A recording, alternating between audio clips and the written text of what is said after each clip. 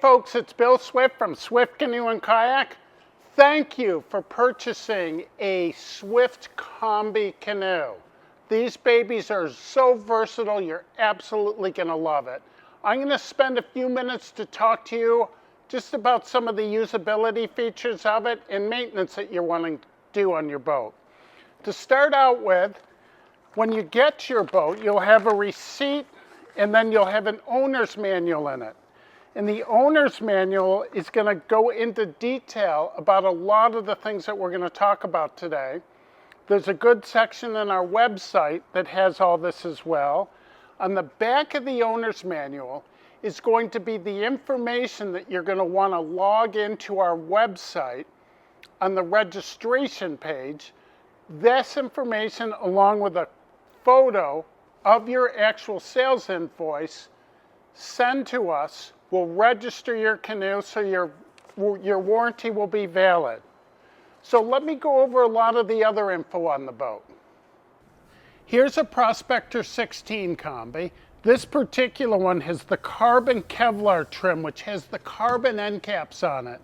Now we drill a hole in the end of the end cap on both our carbon Kevlar trim and our aluminum trim end caps. It's not for you to tie a rope in and to use to pull on hard. It's for when you turn the boat over to load on your vehicle at a campsite at the end of the day, the water in the boat will drain out of the end caps nicely and get dispersed elsewhere. Now this particular one's got the beautiful carbon Kevlar trim finish, and you'll be loving this. Nice and lightweight. This particular one is a carbon Kevlar trim one. And let me show you a couple things, guys, with the maintenance of it. I love to use what's called Protectant 303, which is available on our web store. This essentially is suntan lotion for your boat. If you're storing your boat inside, you're going to want to do this once a year or so. If you're storing your boat outside, I would do this 2 or 3 times, where you lightly spray this on and you go over it. And what I do is I get a set of horses, go past the halfway point on each side when I do this. You're also going to want to do the gunnel. You're going to want to do the end caps. You're also going to want to do the float tanks on the inside. You don't need to wipe the Protectant 303 on the inside laminate of the boat. You can do it also to the side pod mounts. If you have, this one is the multi-height seat pods, I would rub the Protectant 303 all over the pods. And it really does help with the longevity of your boat. Now this particular one has the cherry interior. So we like to use Badger wood oil, which was developed by our paddle division.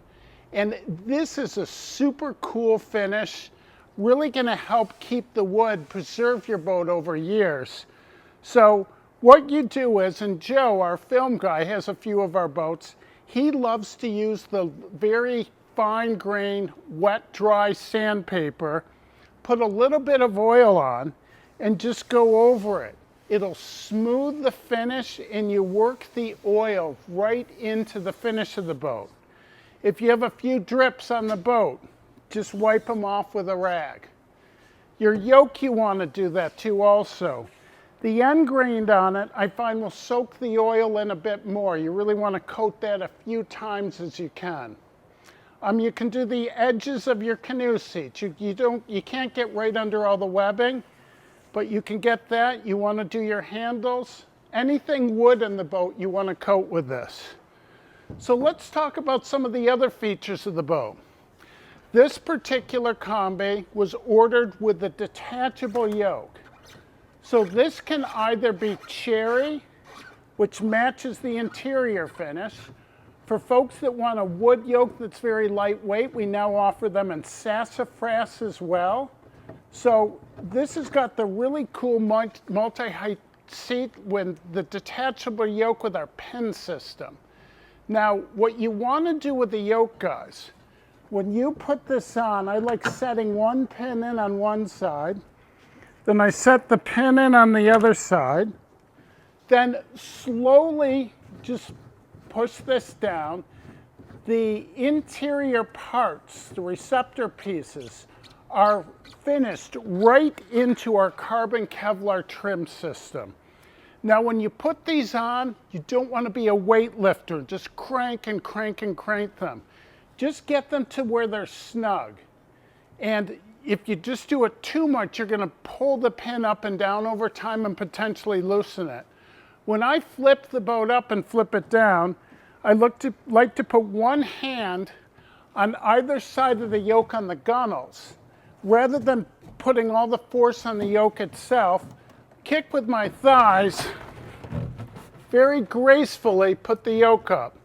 Now I've done this 1,000 times before, so I can make it look pretty easy. And then, when I flip it down, notice where my hands are right here. They're right on either side. You don't want to put your hands like this. The boat will sway around a lot more.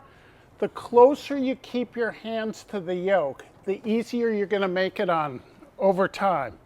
So let me just take this off. So you guys have purchased this boat, and for many reasons, I'm sure.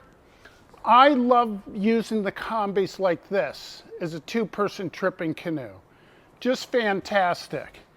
The seat system, absolutely beautiful. So you may have the fixed seat and not have the ability to pop the seat out like this, or you could have got the detachable version.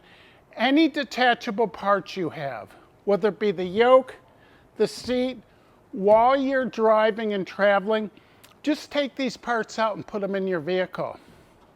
So the pin system, when I take it off these seats, what I like to do is gently pull up on the back, push down on the pin on each side, and take the seat out. So just so you guys know how this works, there's magnets on each side of the back bar. Then we've got this special hardware that is on the front bar on each side. What I like to do is hold the back of the seat up and put the pins in first, and then let the magnets take effect and pull the seat down. Really works great. Just be gentle with it, folks. Don't just try to cram it in, cram it on and off. We've had one person that's actually bent a pin just because they got frustrated and couldn't get it out right away. Be gentle with it. And one of my lines I love to use, show your boat some love and your boat's going to love you back. And these combis with the cherry interior, absolutely beautiful boat. You're going to love owning this boat. Here is a combi canoe with a carbon tech package. This is a beautiful Keewaydin 17. This guy has the Kevlar skid plates, the bumper guards on the end of the boat. So this is an option that can be added on later. If your boat doesn't have it now, I'd suggest use the boat for a few years. If you start wearing way down into the cloth, then you probably want to get them put on. You can do gel coat touch-ups to the outside also. We have gel coat repair kits, color skid plate kits. Many folks have us do the work on it if you're close by. The carbon tech packages have the carbon deck like the cherry interior one, so it's got the hole in the end to allow the water to drain. Let's show you the float tank plugs and how they work. So this boat literally, with the carbon Kevlar trim, the foam core in the bottom of the boat, the foam ribs, the foam seats, this has enough supplemental flotation to meet Coast Guard regulations without the float tanks in them. We feel it's important, though, to put as much flotation as we can in the boat. So we have these float tank plugs, which are air. And we form them to each particular model when we make our molds for them. And they've got release valves on them. Air expands and contracts with different temperatures. So if you ever see your tank pulling in or puffing out, you want to just take the float tank plug out a little bit and let the pressure in or out. Now your boat will come with the float tank plugs out, so let's show you how you put them in. They've got this nice neoprene inner part that you slowly put in and you wiggle it down till it's flat. And then you've got this valve that you just tighten shut. Sometimes you got to work it a few times if you got a tighter fit. And these work fantastic. So I typically take my float tank plugs right out in the wintertime, just pop them right out. So let's go down the boat. This particular one has this sliding adjustable seat with it. Now if you paddle out in salt water or brackish water, you're going to want to wash the boat off afterward with a hose, with a bucket, whatever you want to use. Now you use the same protectant 303 that we used on the boat with the wood interior. So just spray some on a rag, spray some on the boat. You want to get the gunnels, you want to get the sides of the boat, and I work all the way down to the halfway point, walk all the way around the boat. You also want to get all the carbon interior parts. So I'll go over the slider bars. I'll go over what we call the side pods. Slide the seat forward. Go over the pods again. The support bar here. I rub it on the handles. I rub it on the decks. Rub it on the float tanks. You don't need to do the inside of the boat. It has a different finish. It is good to do the edge of the carbon seats and also any of the pods, the multi-height pods, the carbon yoke you want to put this on, stern thwart. This particular boat was ordered with a universal mount package where it's got the Scotty mounts on it. I'm going to do the carbon foot bar, rub it on the support bars for it as well. The back of the boat, each of our boat has a serial number tag. The last two numbers represent the year that it was made, and the letter in front of it represents the month that it was made. These combi boats have so many features and usable things that you're going to absolutely love. Let me show you some of the features for paddling that you're going to want to know. Hey folks, let me show you a couple things that may help you out with your combi canoe. When you get in and out of the boat, if I'm getting in and out from a dock, I like to put my paddle right across, step right in the middle of the boat, and I always lean a little bit to shore. Keep all your weight right in the middle. If you have someone with you holding on, that's great, but if you're by yourself, you usually don't. Now, what's really cool about this particular boat is I can kneel in the boat. I can put both legs under.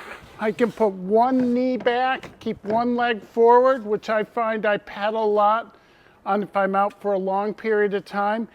And the beauty of a combi, where we put the seats right at the balance point, right at the pivot point of the canoe, if you want to, you can move way over to the side, make it where you can do a nice sea stroke while you paddle. And very graceful. You can cut tight corners if you get in a windy, twisty stream. These boats just have such a nice feel to them. A lot of people like to use a kayak paddle in the combis. This is a wider boat, and when you're in the solo seat position, in the upper position, you're up higher. You're further from the water. You want to use a longer paddle. I love the adjustable paddles that Bending Branches and Werner make. If you're a smaller person, you're in a Prospector 15, Keewaydin 16, you may want to get the 240 to 260 adjustable length paddle. If you're a bigger person in the bigger boats, the Keewaydin 17, the Prospector 16 combi, I love the 260 to 280 paddle.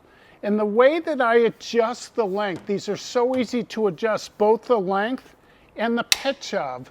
Werner has the lever lock, Bending Branches has another great system. When I paddle, I try to make it so that the water coming off the drip ring splashes outside the width of the boat on each side. You just keep yourself a little bit drier. Having a wider paddle too, if you're in a windy, twisty stream, allows you to do a wider sweep stroke, get around the corner a little bit more efficiently. So Whether with a canoe paddle or a kayak paddle, I always like to take both out with me. These boats perform beautifully. If it's a real windy day and you just have your weight in the boat, you're below the optimal performance weight range of the boat, what I'd like to do is put a little bit extra weight with me. And the best form of that is a real nice, friendly dog. Put right in front of you, and if you do that, what I try to do is put a little weight right behind me to balance it off. If you're going on a solo canoe trip, in my pack, I put a big dry bag in the top of it with the heaviest equipment. My camera equipment, my munchies, also have a water bottle in front of me. I keep that in front of me while I'm paddling. When I get to the end of the portage, put it in the front and put the main part of the pack right behind me. So it allows me to balance the boat a little bit nicer. Now, I can't emphasize enough, guys, about the versatility of the boat you've purchased. These boats are great for 2 people. Great if you need to put 3 people in the boat from time to time. But what may turn you on the most is just both the solo performance of it as well. They just paddle so beautifully. So enjoy your Combi canoe and make sure you send us some photos of your maiden voyage. Cheers.